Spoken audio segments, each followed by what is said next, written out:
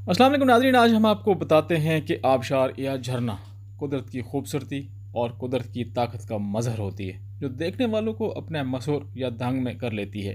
कुछ बहुत ही हल्की रफ्तार से बहती हैं, जबकि कुछ बहुत ऊंचाई से बहती हैं। ये झरने कितने खूबसूरत हैं और इनकी खूबसूरती कितनी कहाँ कहाँ पाई जाती है, इस हवाले से हम आपको बताते हैं।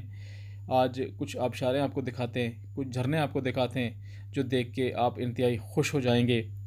और ये कुदरत की ऐसी निशानियाँ हैं, कुदरत के ऐसे नज़ारे हैं और ये हैरत अंगेज़, जिनको देख के इंसान दंग रह जाता है। और कुदरत की ये मुनफरद बनाई हुई ये आबशारें और ये खूबसूरत आबशारें आप देखें और हमें बताइएगा कि आपको ये हमारी वीडियो कैसी लगी। बहुत शुक्रिया।